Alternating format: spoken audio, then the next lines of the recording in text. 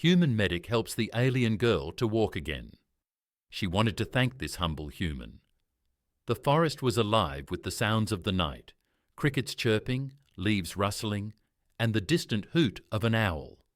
Samir trudged along the dirt path, his medical bag slung over one shoulder. The farmer leading him carried a dim lantern, its flickering light barely piercing the darkness. Samir had been in these woods many times, responding to injuries from farm accidents or the occasional snake bite, but tonight felt different. The farmer's urgent tone when he arrived at the clinic had set his nerves on edge. "She's not like us," the farmer had said, his voice barely a whisper, as though speaking the truth too loudly might summon something. "What do you mean?" Samir had asked, grabbing his supplies. The farmer just shook his head, his eyes wide with unease. Now, as they pushed deeper into the woods, Samir's thoughts raced. The air grew cooler, carrying with it the faint scent of rain. They reached a small clearing, and the farmer stopped abruptly, pointing toward a figure lying on the ground. There she was. Samir's breath caught as he approached. The girl, or what looked like a girl, was crumpled against the base of a tree, her limbs twisted unnaturally. Her skin shimmered faintly under the moonlight, a soft pale blue that seemed to absorb the light around her. Her hair, silver and fine as spider silk, spread out like a halo. "She's alive," the farmer murmured, stepping back as though afraid to get too close. Samir knelt beside her, his training taking over. Her breathing was shallow but steady, and her pulse, though weaker than he would have liked, was there. He gently lifted one of her hands. Her fingers were long and delicate, the nails almost translucent. She didn't look human, but there was something achingly familiar in the way her chest rose and fell, the faint furrow in her brow, as if she were in pain. "We need to move her," Samir said, glancing up at the farmer. The man hesitated. "Are you sure that's a good idea?" Samir's voice was firm. "She's hurt. I can't leave her like this." Reluctantly, the farmer stepped forward to help. Together, they lifted her carefully. Her body was surprisingly light. She stirred briefly, her eyes fluttering open for a moment. They were large and luminous, like pools of liquid silver. She murmured something, her voice soft and melodic, but the words were incomprehensible. "It's okay," Samir said instinctively, his voice low and soothing. "You're going to be fine." She didn't respond, her head laying against his shoulder as they carried her back toward the clinic.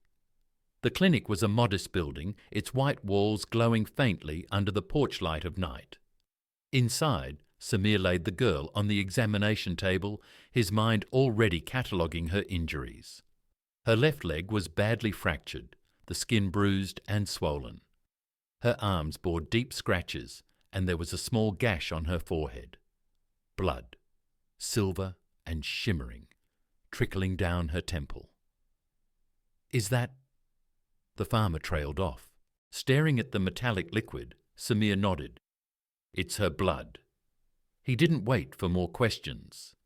Wash his hands quickly, he began cleaning the wounds. Her skin was soft but cool to the touch, almost as if her body temperature was lower than a human's.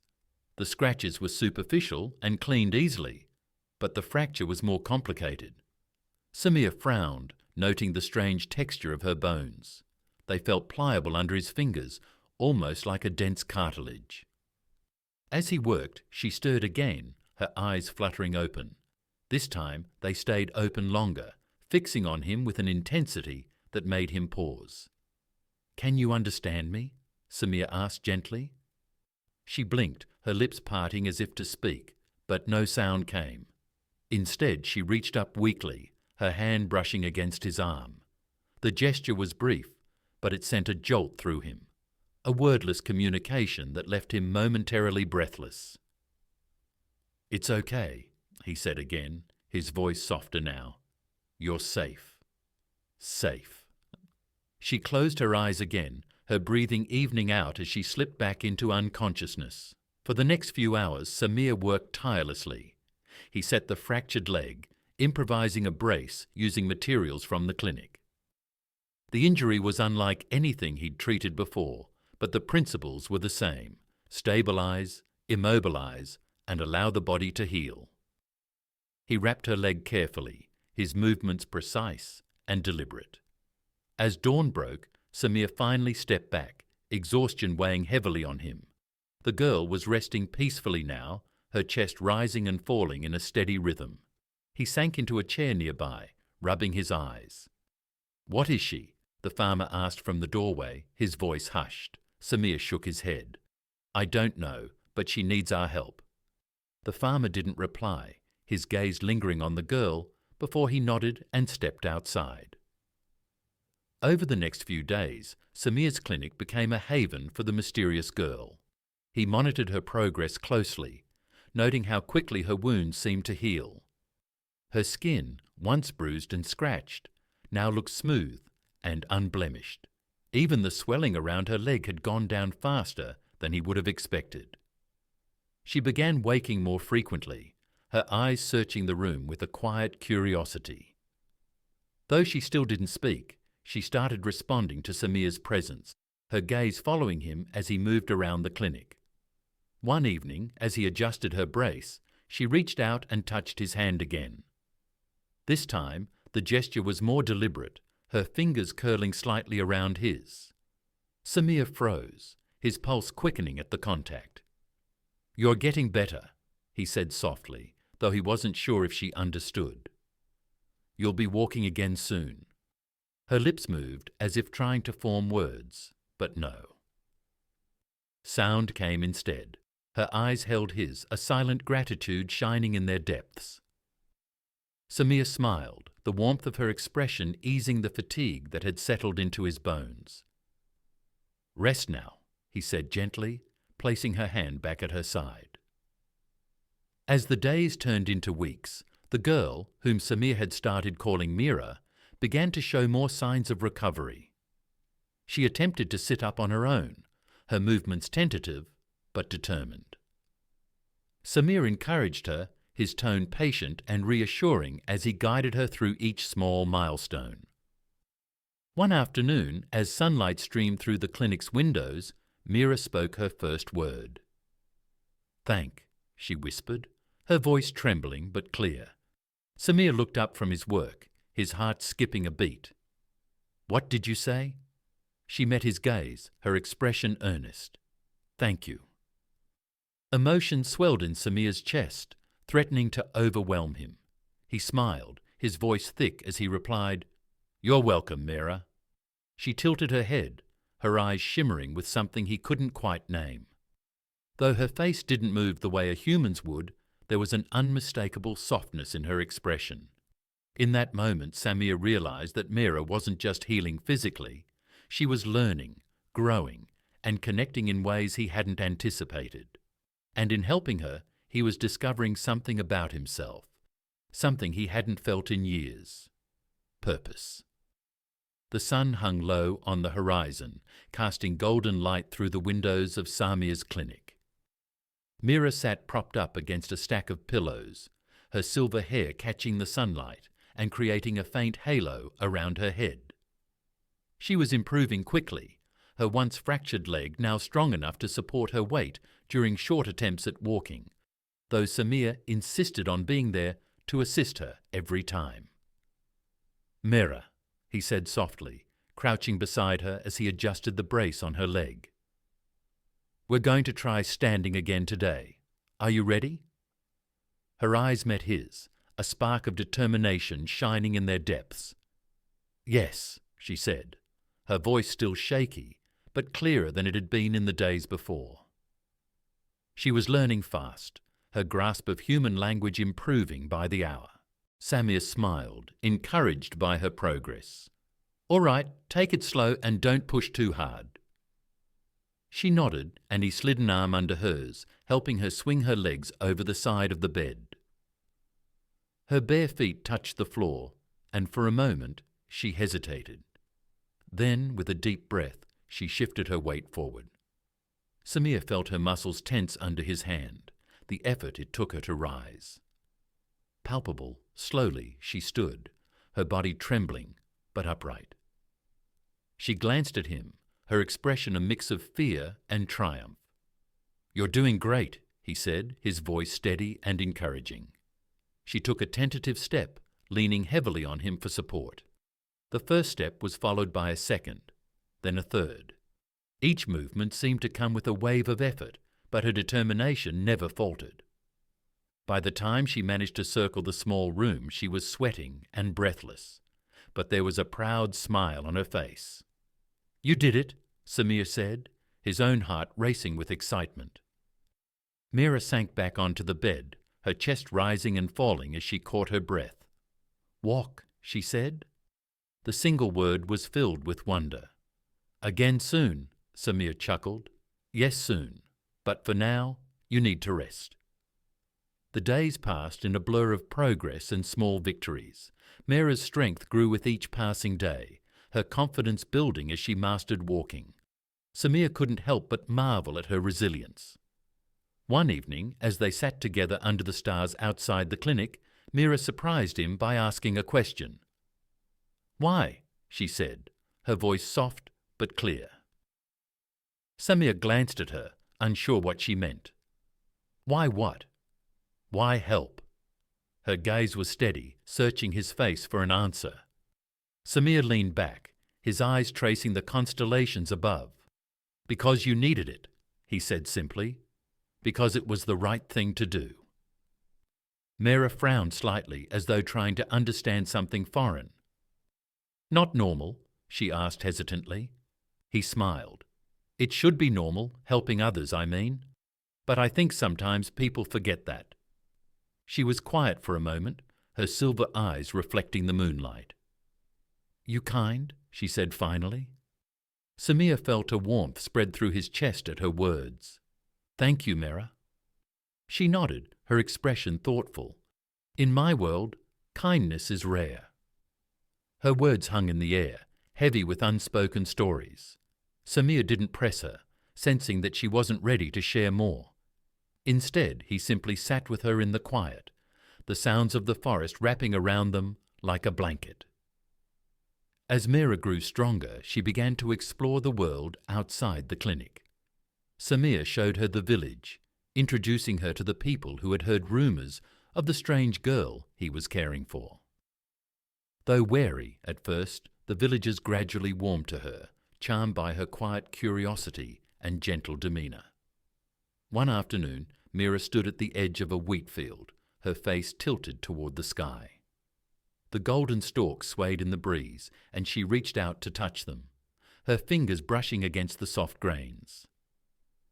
"Beautiful," she murmured. Samir watched her from a few steps away, a small smile on his face. "It is," he agreed. She turned to him, her expression tinged with wonder. "Your world, so much life, so much peace." Samir nodded. "It has its problems, but there's a lot of beauty too. You just have to know where to look." She looked back at the field, her eyes distant. My world, very different. For a moment he thought she might elaborate, but she fell silent, her gaze fixed on the horizon. That evening, as they sat by the fire outside the clinic, Mira finally opened up. "My people, we do not feel like you do," she began, her voice halting as she searched for the right words.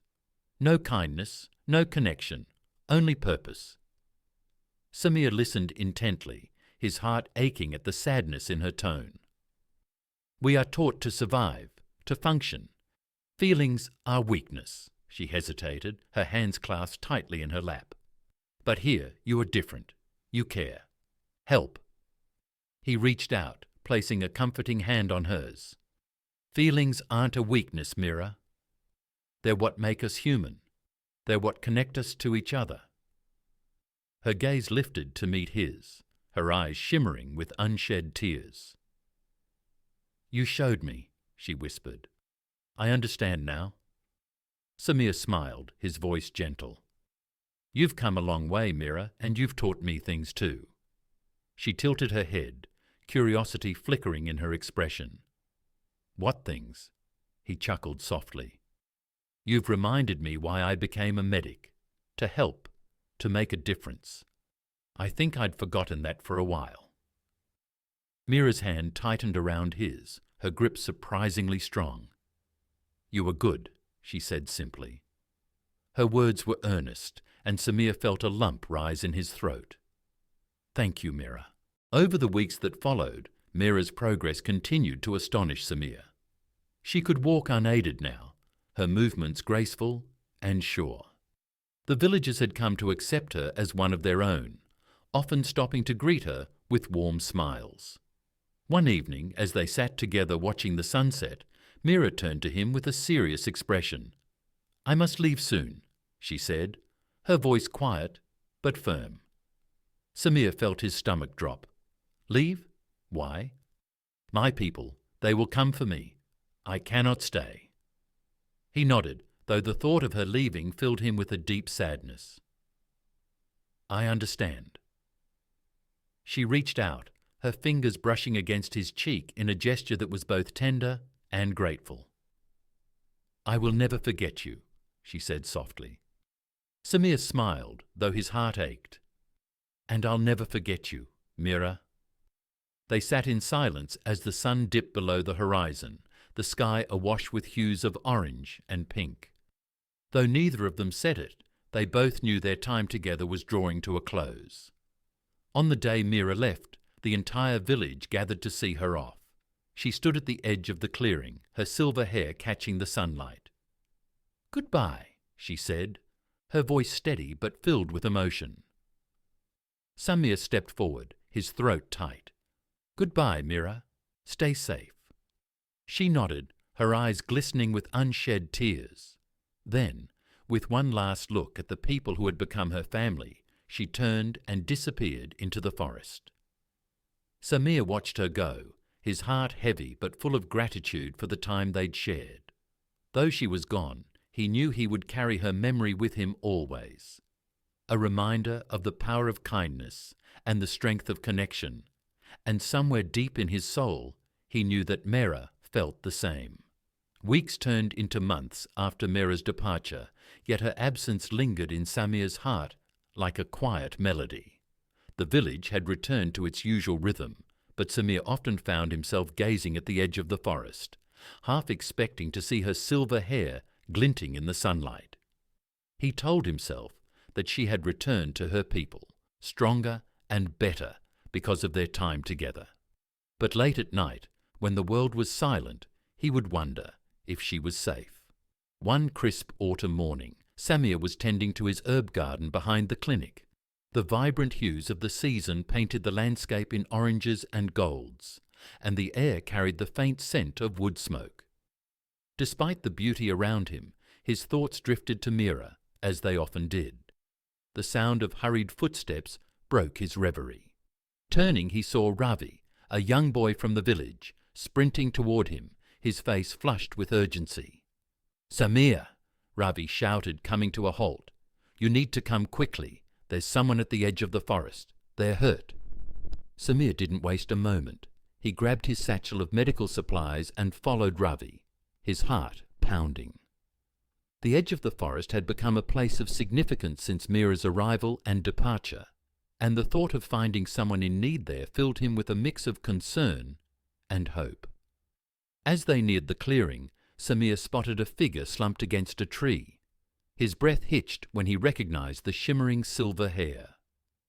Mira, he whispered, disbelief and relief washing over him in equal measure. She looked up, her face pale and drawn, but her eyes lit up with recognition. Samir, she murmured, her voice weak but filled with a mix of relief and desperation. He was at her side in an instant, his hands already assessing her injuries.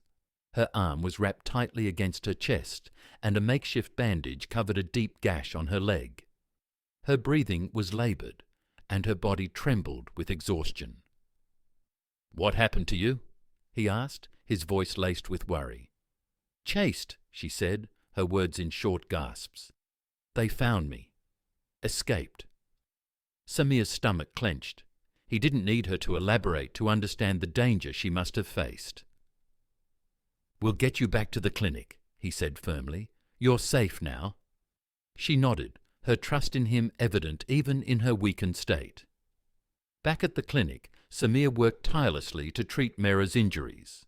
She had sustained more damage than he initially realized: a fractured rib, bruises that hinted at a violent struggle, and the gash on her leg that had narrowly missed a major artery.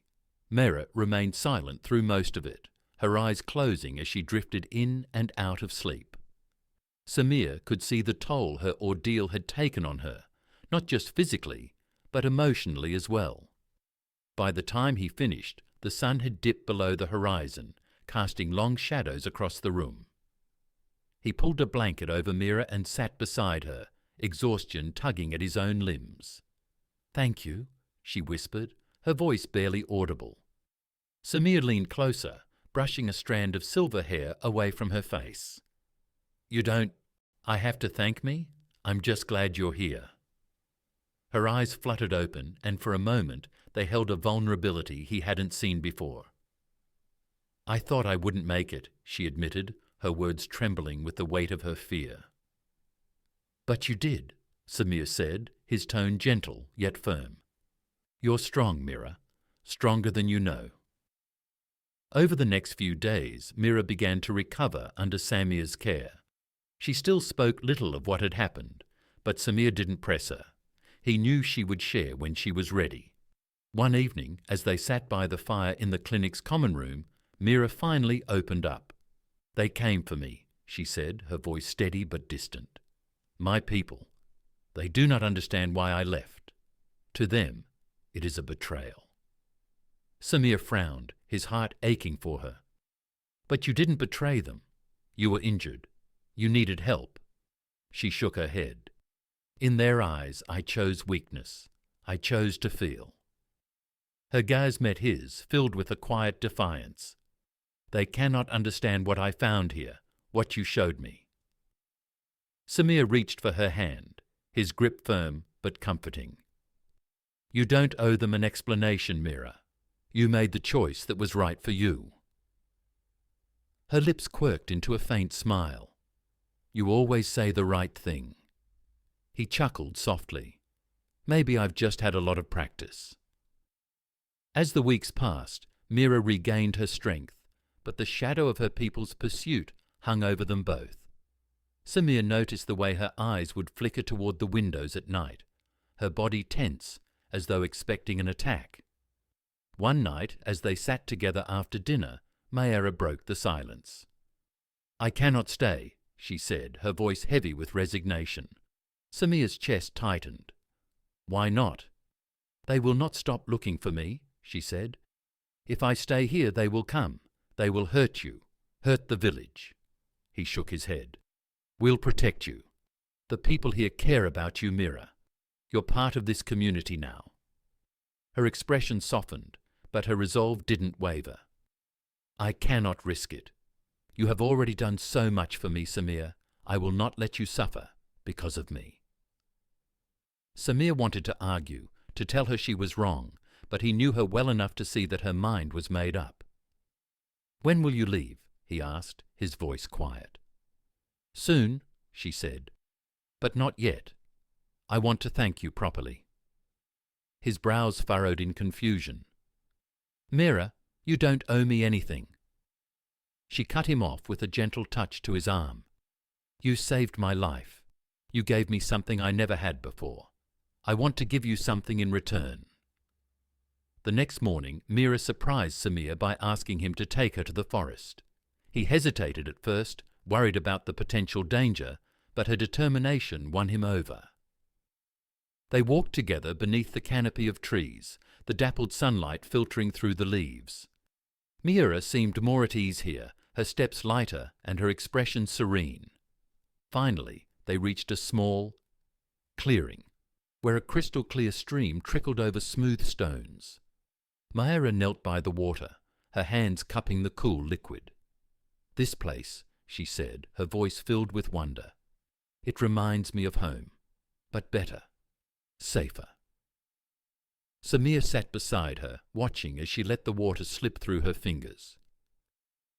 "Samir," she said, turning to face him, "I want you to have this." She reached into the folds of her clothing and pulled out a small, intricately carved stone. It shimmered faintly in the sunlight, its surface etched with patterns that seemed to shift and change. "What is it?" he asked, taking the stone carefully from her hand. "It is a part of me," she said, "a piece of my world. It will protect you." Samir stared at the stone, feeling its faint warmth against his palm. "Mira, I can't accept this. It's too much." She smiled, her expression soft but insistent. "You have already given me more than I could ever repay. Please take it." He hesitated for a moment before nodding. "Thank you, Mira. I'll keep it safe." The day of Mira's departure came sooner than Samir was ready for. The villagers gathered to say their goodbyes, their affection for her evident in their kind words and tearful smiles. Mira stood at the edge of the clearing, her silver hair catching the sunlight one last time. She turned to Samir, her eyes shining with unshed tears. "Goodbye, Samir," she said, her voice steady but filled with emotion. "Goodbye, Mira," he said, his throat tight. "Take care of yourself." She nodded, then reached out to touch his cheek in a gesture that was both tender and final. "Thank you," she whispered. And with that she turned and disappeared into the forest, leaving behind only the memory of her presence and the small stone that now rested in Samir's pocket.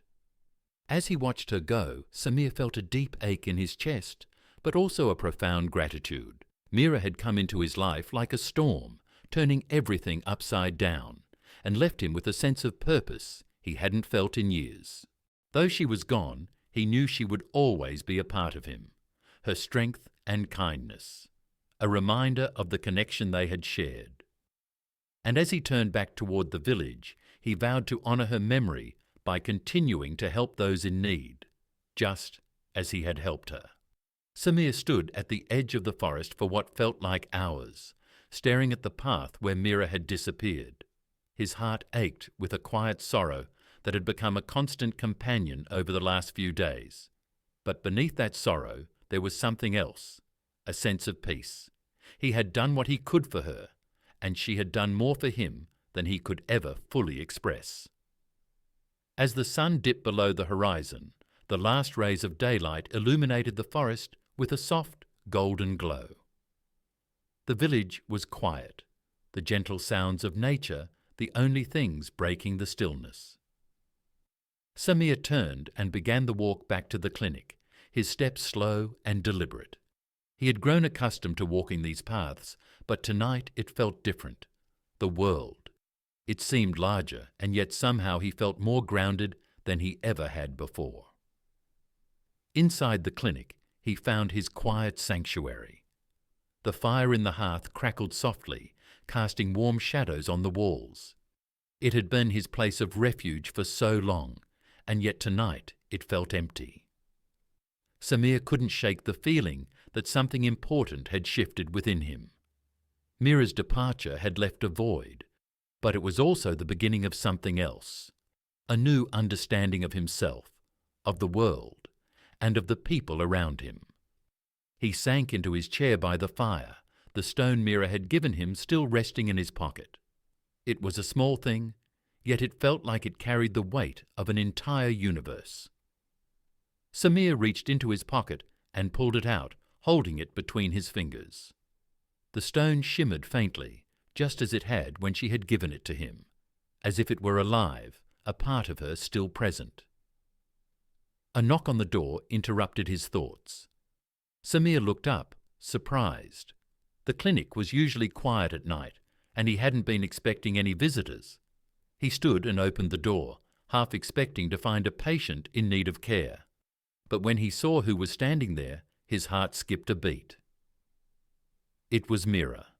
She looked different, more radiant than before. Her posture tall and confident, her silver hair gleaming in the moonlight, her eyes shining with an intensity that Samir hadn't seen before. She was dressed in a simple yet elegant robe, the fabric shimmering faintly, much like the stone she had given him. "Mira," Samir's voice was barely above a whisper, disbelief flooding through him. She smiled softly, and there was a warmth in her expression that made his heart ache. "I couldn't leave," she said simply, "not without saying goodbye properly." Samir stepped back, allowing her to enter. His mind was racing, but his body moved instinctively, pulling her into the warmth of the clinic. She looked around, taking in the familiar surroundings, and then her gaze landed on him. There was something new in her eyes, something deeper, more knowing. "I've been thinking about what you said," Mira continued, her voice steady, but there was a vulnerability in it that Samir hadn't heard before. "About staying, about not running anymore." Samir didn't know what to say. He had spent so much time trying to understand her, trying to find a way to help her. But now, as she stood in front of him, he realized that perhaps he had been too focused on fixing things. The truth was, she had been fine all along, maybe even stronger than he had known. "Mira," he began, his voice low, "I never wanted to make you feel like you had to stay because of me. You're your own person. You don't owe me anything." Her eyes softened as she stepped closer to him. "I know," she said, "but I think I needed to be reminded of that, to remember who I am and why I chose to walk this path." There was a pause, a quiet moment between them as the weight of her words settled in the air. Samir could feel the tension of the moment, the emotions that both of them had carried for so long, finally coming to a head. "I didn't realize how much I needed this," Mira continued, her voice trembling slightly. "Not just the healing, but the understanding. You gave me something that no one else ever did." Samir's heart swelled in his chest as he watched her, his emotions threatening to overwhelm him. "Mira, you've always been strong, stronger than anyone I know." She shook her head, her fingers brushing his arm gently. "I didn't know that. I thought strength was about being unshakable. But what I learned here is that it's okay to be vulnerable, to ask for help." Her words struck him deeply, and for the first time Samir realized that the connection between them had always been more than just about healing wounds. It had been about healing something deeper within both of them, something they had each been too afraid to confront.